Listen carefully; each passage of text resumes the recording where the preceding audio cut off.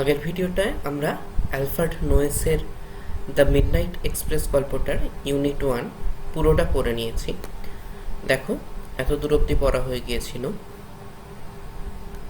One day around midnight he was waiting for a train in a dark empty junction.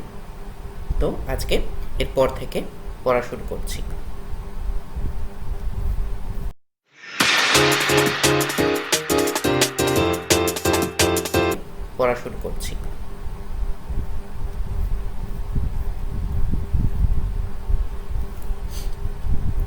There was a single dull lamp glowing.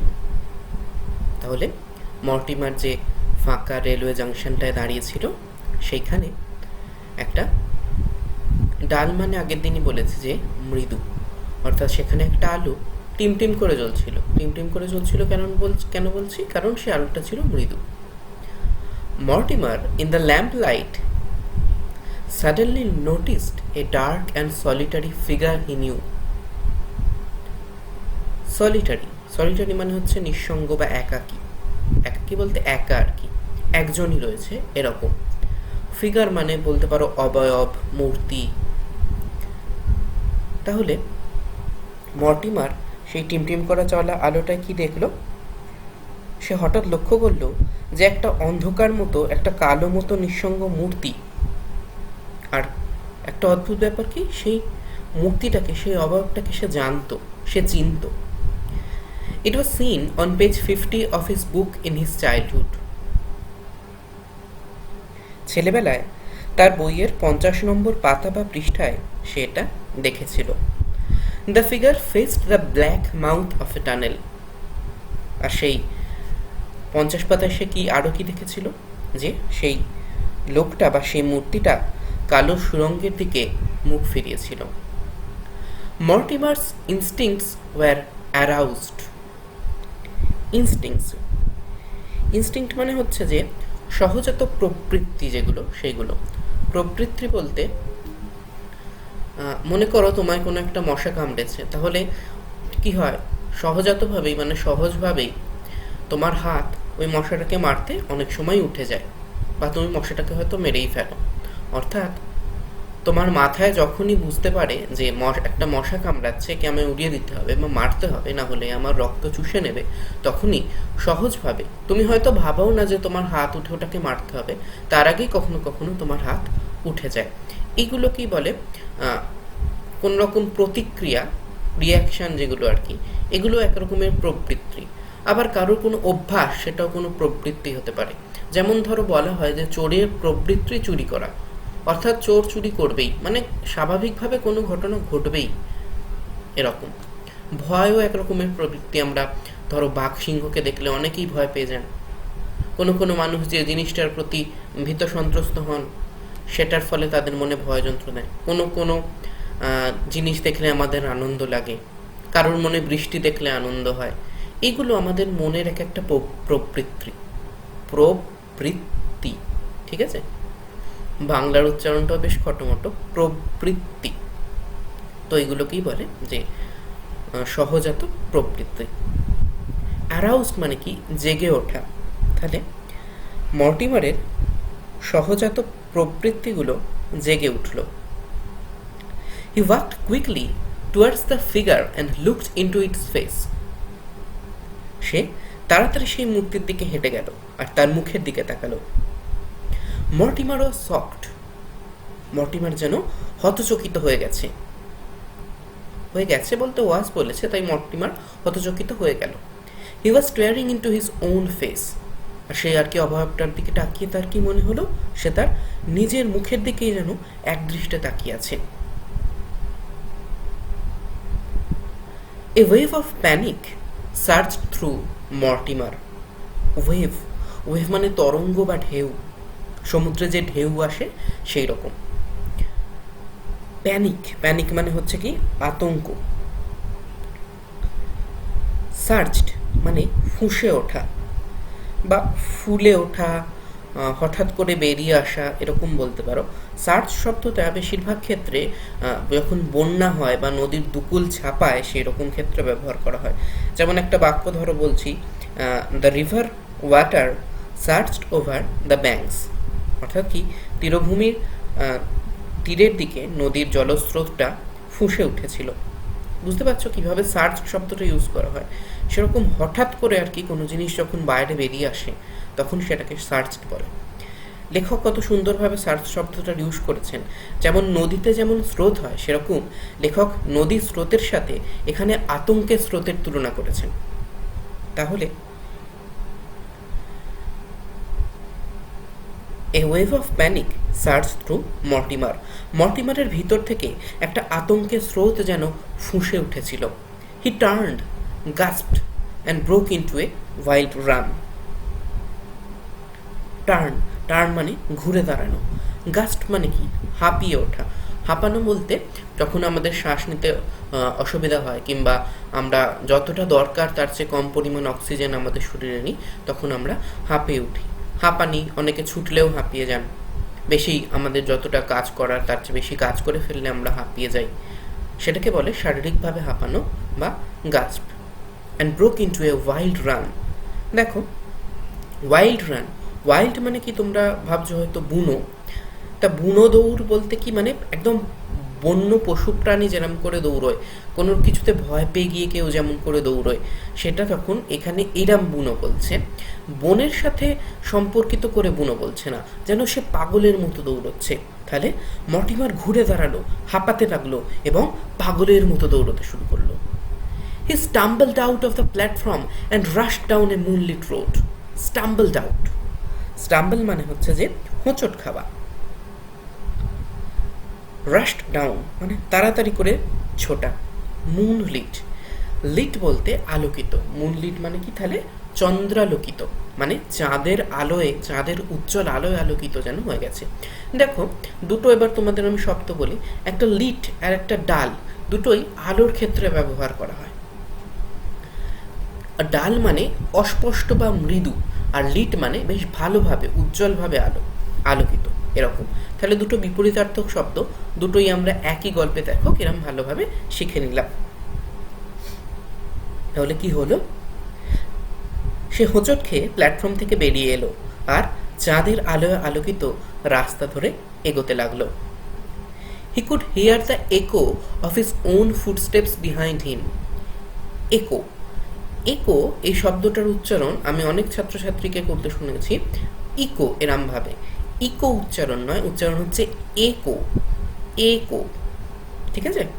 একো মানে কি প্রতিধ্বনি, মানে একই ধ্বনির আবার যখন আওয়াজ হয়, এক ধ্বনির পুনরায় ধ্বনি, সেটাকে বলে একো বা প্রতিধ্বনি। অর্থাৎ তুমি যে আওয়াজটা করলে সেই আওয়াজটাই আবার কিংবা সেই আওয়াজটা আরও 2-3 বার শুনতে পেলে, তখন সেটাকে বলে একো। দেখো আমি একটা একো যদি এখন সৃষ্টি করি বলতে আমি আর্টিফিশিয়ালি সৃষ্টি করছি, আদতে এটা একো হচ্ছে না। যে মর্টিমার, মর্টিমার, মর্টিমার, মর্টিমার, আমি প্রথমে মর্টিমার শব্দটা কতটা জোরে বললাম, তারপরে আস্তে আস্তে মর্টিমারটা কেমন অল্প অল্প হয়ে গেল। এইরকম আওয়াজ যখন হয়, একই আওয়াজের পুনরাবৃত্তি ঘটে, তখন সেটাকেই বলে একো। ফুটস্টেপস মানে কি পায়ের আওয়াজ, বিহাইন্ড বলতে পেছনে। তাহলে সে পিছনে তার নিজেরই পায়ের শব্দের প্রতিধ্বনি শুনতে পাচ্ছিল। The footsteps were steadily gaining on him. Gaining, gaining মানে যেন তাকে তাড়া করছিল, এরকম একটা ব্যাপার। তার নিকটবর্তী হচ্ছিল, তাহলে তার পায়ের শব্দ সমান গতিতে তার নিকটবর্তী হচ্ছিল। Mortimer paused for a moment, Mortimer এক মুহূর্তের জন্য থমকে দাঁড়ালো। এমনিতে পজড বলতে দাঁড়ানো, কিন্তু এখানে দেখো ভয় পেয়ে আছে সে, তাই থমকে দাঁড়িয়েছে যেন। He was completely second with fear, ভয় তাকে পুরো নাড়িয়ে দিয়েছিল। He began to run again, সে আবার দৌড়তে শুরু করলো। Quarter of a mile down Mortimer saw a small white cottage. Quarter of a mile, দেখো মাইল, কিলোমিটার, এগুলো দূরত্বের একক। এগুলো সম্বন্ধে আমি বিস্তারিত আলোচনা আগের যে গল্পটা ছিল, অর্থাৎ রোয়াল্ড ডালের লেখা টেলস অফ চাইল্ডহুড সেই স্মৃতিচারণায় করেছি। সম্ভবত যতদূর মনে পড়ছে আমার ইউনিট 1, সে যে ইউনিটই হোক, সেইটা যদি তোমরা মাইল বা কিলোমিটার সম্বন্ধে এবং দূরত্বের অন্যান্য এককগুলো সম্বন্ধে কিভাবে মাইল আর কিলোমিটার সম্পর্কিত সেগুলো না জানো এবং আগের ভিডিওটা না দেখে থাকো, তাহলে তোমরা ওই ভিডিওটা দেখে নিয়ে সহজেই এর সম্বন্ধে বিস্তারিত তথ্য পেয়ে যাবে। আমি আর এই ভিডিওটায় মাইল ঠিক কীরকম ইউনিট সেই সম্বন্ধে আলোচনা করছি না। দেখো ওপরে ডান দিকে একটা আই বাটন আসছে, একটা লিঙ্ক আসছে, ওই লিঙ্কটায় ক্লিক করে যে টেলস অফ চাইল্ডহুডের যে ইউনিটটায় আমি মাইল সম্বন্ধে আলোচনা করেছি সেটা তোমরা দেখে নিতে পারো। Quarter of a mile down Mortimer saw a small white cottage. Quarter মানে হচ্ছে 1/4 যেটাকে অনেক সময় বলে সিকি। আর হোয়াইট বলতে সাদা। কটেজ দেখো হ্যাপি প্রিন্স পড়ানোর সময় আমি বলেছি যে কটেজ মানে হচ্ছে কি কুটির বা কুড়ে ঘর, অর্থাৎ ছোটোখাটো কোনো বাড়ি। অর্থাৎ এই লাইনটার মাধ্যমে কি বলছে যে সিকি মাইল গিয়ে মর্টিমার একটা ছোট সাদা কুটির দেখতে পেল। Seeking desperate shelter Mortimer pounded on the wooden door. Desperate মানে কি বেপরোয়া হয়ে গেছে, যেন সে মরিয়া, মানে কে কি ভাবছে আর আমরা মানে মর্টিমার ভাবছি না, বাকি কে কি ভাবলো না ভাবলো, এখন তার এতটাই ভয় হয়ে গেছে, সে নিজেকে কিভাবে নিরাপদ করবে, নিজের নিরাপত্তা কিভাবে গ্যারান্টি করবে, সেই দিকেই তার সমস্ত চিন্তা পড়ে আছে। কিভাবে সেই পেছনের শব্দ তাকে যে তাড়া করে বেড়াচ্ছে তার থেকে সে দূরে যাবে, কিভাবে একটা নিরাপদ আশ্রয়ে সে পৌঁছবে, সেই দিকেই মর্টিমারের সমস্ত নজর। তাই সে বেপরোয়া হয়ে গেছে, ডেসপারেট হয়ে গেছে। পাউন্ডেড মানে সশব্দে আওয়াজ করছে, বেশ জোরে আওয়াজ করছে। সাধারণত আমরা দেখো দরজায় নক করে থাকি, মানে অল্প আওয়াজ যেটা শোনা যায়, কিন্তু মর্টিমার এখন আতঙ্কগ্রস্ত হয়ে নিজেকে বাঁচানোর জন্য সেই বাড়ির মধ্যে যাবে বলে সেই কুটিরের মধ্যে যাবে বলে খুব জোরে আওয়াজ করছে সেই ঘরের আর কি যে কাঠের দরজায় সেই বাড়িটার। তাহলে আশ্রয়ের জন্য মরিয়া হয়ে উঠে মর্টিমার কাঠের দরজায় সশব্দে আঘাত করলো। He heard heavy footsteps coming down the creaking stairs. আর সে কি শুনতে পেল?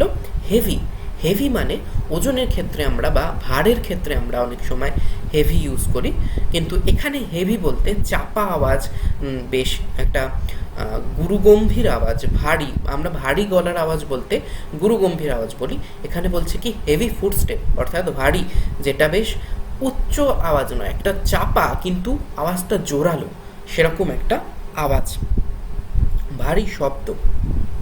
তাহলে সে শুনতে পেল ভারী পায়ের শব্দ, যেটা ক্যাঁচ শব্দ করা সিঁড়ি দিয়ে নেমে আসছে। এই যে ক্রিকিং বলছে, ক্রিকিং মানে হচ্ছে ক্যাঁচ শব্দ করা, স্টেয়ার মানে কি সিঁড়ি। The door opened and a shadow figure stood with a candle. Shadow figure না, শ্যাডোই ফিগার। শ্যাডোই মানে যে ওই শ্যাডোর মতো, ছায়ার মতো, আবছা। ক্যান্ডেল বলতে কি মোমবাতি। তাহলে দরজাটা খুলে গেল এবং মোমবাতি হাতে একটা ছায়ামূর্তি দাঁড়িয়ে রয়েছে, সেটা দেখা গেল। দে এক্সচেঞ্জড নো ওয়ার্ড। এক্সচেঞ্জ মানে কি বিনিময় করা। বিনিময় বলতে ধরো আমি তোমায় একটা পেন দিলাম, তার বদলে তুমি আমায় 5 টাকা দিলে, অর্থাৎ পেনের বদলে কোনো জিনিস তুমি আমায় দিলে।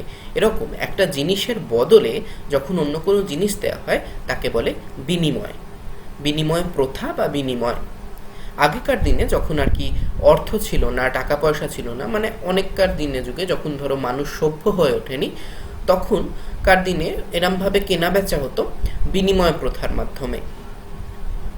পরবর্তীকালে বিনিময়ের মাধ্যম অর্থ বা টাকা হয়ে উঠলো, তখন আস্তে আস্তে বিনিময় প্রথা লোপ পেয়েছিল। এখনও আমরা একে অন্যকে বিভিন্ন জিনিসের বিনিময় করে অনেক সময় সামগ্রী লাভ করে থাকি, কিন্তু বিনিময় প্রথা এখন অতটা প্রচলিত নয়, প্রথা হিসেবে প্রচলিত নয়। বিনিময় তো আমরা বিভিন্ন জিনিসের করেই থাকি। তাহলে তারা কোনো শব্দের বিনিময় করলো না, অর্থাৎ তারা কোনো কথা বলল না। The shadowy figure beckoned him inside. Beckoned মানে ইশারা করে ডাকা। তাহলে এই যে ছায়ার অবয়ব বা ছায়ার মতো যে মূর্তিটা ছিল, সেটা মর্টিমারকে ইশারা করে ভিতরে ডাকলো। কিসের ভিতরে ডাকলো? না ওই যে কটেজ বা কুটির ছিল তার ভিতরে ডাকলো। The went up the cracking stairs. আর তারা ওই ক্যাচ শব্দ করা সিঁড়ি দিয়ে ওপরে উঠে গেল। ইউনিট 1টা তো রোমহর্ষক ছিল, ইউনিট 2টা যেন ইউনিট 2টা যেন আরও ভয়ের, আরও উত্তেজনার আর আরও রোমহর্ষক হয়ে উঠেছে। তো ইউনিট 3টা নিশ্চয়ই আরও উত্তেজনার হবে। সে গল্পটা আমাদের পড়তে হবে, মানে বুঝতে হবে, আর আমাদের যে এই সুন্দর গল্প সেটাকে পড়ে বুঝতে হবে। তাহলে আশা করি তোমরা সবাই নিশ্চয়ই ইউনিট 3 এর জন্য অপেক্ষা করবে। পরের ভিডিওটায় আবার দেখা হবে বলতে আমার গলার আওয়াজ শুনতে হবে আবার পরের ভিডিওটায় তোমরা। গল্পটা খুবই ভালো, তো তোমরা গল্পটা ভালো লাগলে, আমার পড়ানোটা ভালো লাগলে চ্যানেলটাকে লাইক, শেয়ার, সাবস্ক্রাইব অবশ্যই করে দেবে। কোনো রকম প্রশ্ন থাকলে, কেমন লাগলো ভিডিওটা, সেটা কমেন্টের মাধ্যমে আমায় জানিও। পরের ভিডিওটায় আবার দেখা হচ্ছে।